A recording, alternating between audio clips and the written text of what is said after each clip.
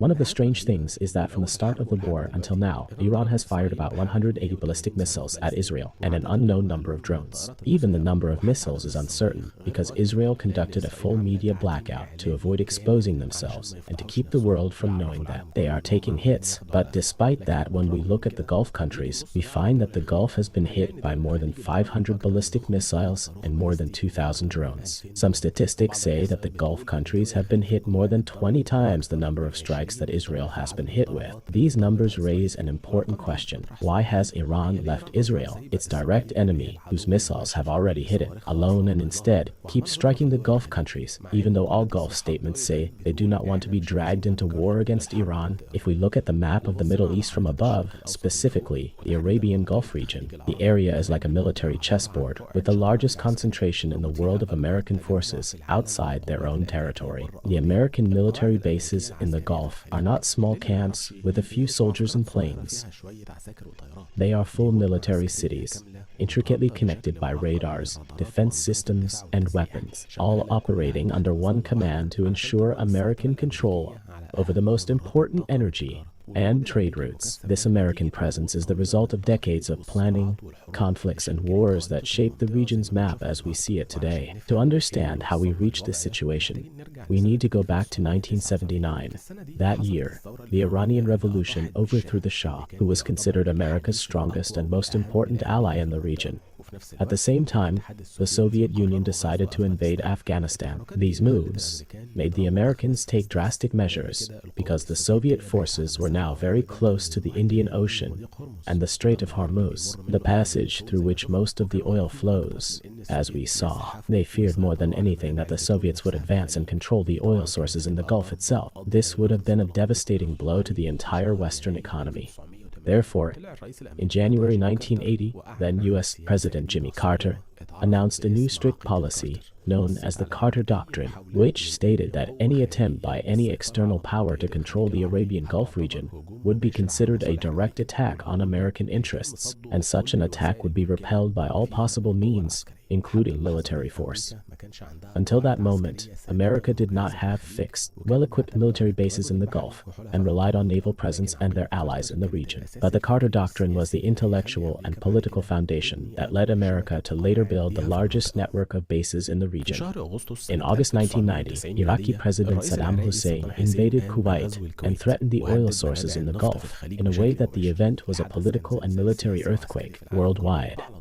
Immediately, the American administration formed an international coalition and launched Operation Desert Shield. Then came Operation Desert Storm, and more than 200,000 American soldiers were deployed in the region to liberate Kuwait. They indeed freed Kuwait from the Iraqi forces. But after the war ended and Kuwait was liberated in 1991, the Gulf countries realized they needed a military force to secure their oil production and protect their economic interests. They could not leave themselves exposed while they had all these vulnerabilities. The American forces remained stationed, built permanent bases throughout the region, and began signing long-term mutual defense agreements with Gulf countries like Kuwait, Qatar, Bahrain, and others. Kuwait became the northern gateway and the most important logistical depth for the American forces in the Middle East. The number of American forces in Kuwait is about 13,000 soldiers, not including thousands of armored vehicles, tanks, and heavy military equipment. Qatar hosts Al Udeid Air Base, which is considered the largest American military base in the entire Middle East, built on a very large area and hosting about 10,000 American soldiers.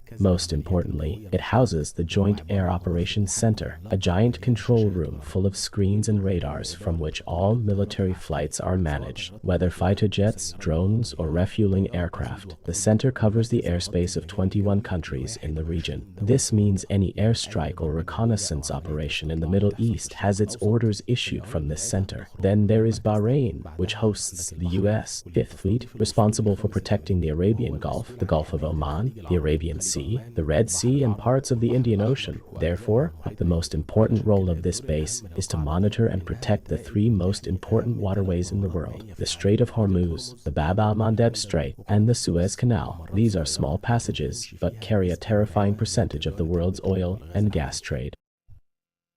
You also have Al Dhafra Air Base, located south of Abu Dhabi, hosting around 3,500 American soldiers. And you also have Prince Sultan Air Base, with 2,300 American soldiers equipped with Patriot and THAAD missile batteries and others. From all this, you see that the military presence, which was temporary and linked to the Kuwait Liberation War, gradually turned into a permanent presence. The temporary bases began to expand, and concrete facilities, runways, weapon depots, and American barracks were built, as if the area and the bases over time shifted from protecting Gulf oil to advanced platforms to besiege Iran and specifically protect Israel, ensuring complete American dominance over the region. Indeed, the American planes bombing Iran, whether B-52 bombers or F-35 fighters and others, do not take off from Washington. The distance between Iran and America is about 10,000 kilometers, roughly more than half the Earth's diameter. That is why these planes take off from American bases in the Gulf, which are a stone's throw from Iran. Therefore, Iran's goal in striking Gulf countries is to hit the source from which planes take off and missiles are launched, thus disabling American and Israeli forces on one side, and on the other side, expanding the war and twisting America's shield. Because when it strikes Gulf countries, it is not just striking the Gulf itself, it is literally dragging the whole world with it, as it threatens oil sources and global trade routes in the Gulf. This, in turn, will pressure America in what they call to stop the attack. Indeed, those following the news closely are seeing results, and America is now in an unenviable position. Trump himself wants to stop the strikes now, before tomorrow, especially after all American officials are now lamenting in the media about Gulf countries entering the war, in a way, because General McKenzie went on Bloomberg and said to Saudi Arabia, "How come you don't want to help us and attack Iran? If you don't help us, then we won't help you and won't make defense agreements with you." Indeed, many officials from Gulf countries came out and said, "We will not be dragged into this battle." And we explained in the Water War episode about the slums and the supposed spread from yesterday, the biggest dimension of the Gulf countries' involvement in the conflict. Be sure to watch it after this video if you haven't seen it. Another important point representing leverage now is that the Gulf Cooperation Council countries are considered the main pillar on which the modern American empire is built. The petrodollar system has kept the American economy thriving in recent decades. All thanks to this petrodollar system, the Gulf countries sell their oil to the whole world in dollars, creating a continuous global demand for the dollar and keeping its value preserved. Then the Gulf countries, they take those dollars, which are billions and billions, and reinvest them again in the American economy, especially in the stock and bond markets. These huge government investments are what fund the big technology companies in America and support the artificial intelligence bubble significantly. We talked about this before, and now almost the entire American economy depends on it. The American economy is basically built on this. In other words, Gulf oil is the fuel that powers the American economy. Iran understands this well, and that's why from the first moment their attacks were violently focused on the Gulf countries. It's no longer just that they targeted American military bases.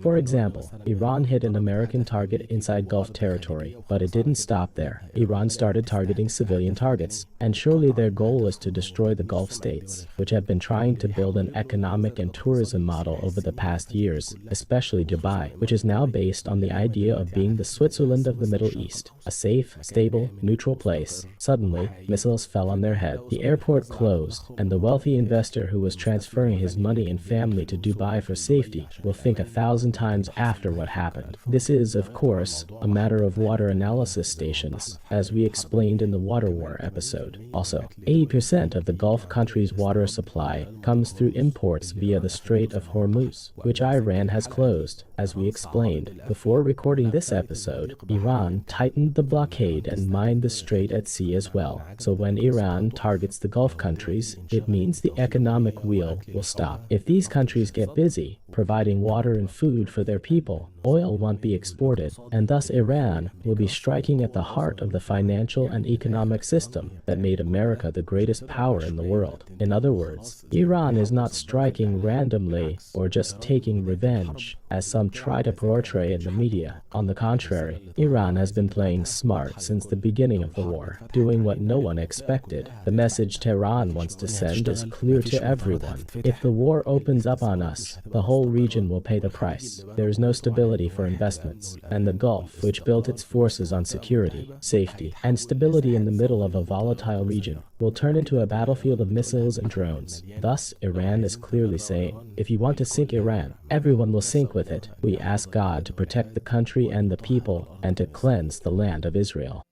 That's it, we're done. For everyone who made it this far, please do us a favor and like before you leave so we know how many reached the end. And don't forget, if you have a suggestion for an episode, write it here in the comments. Peace.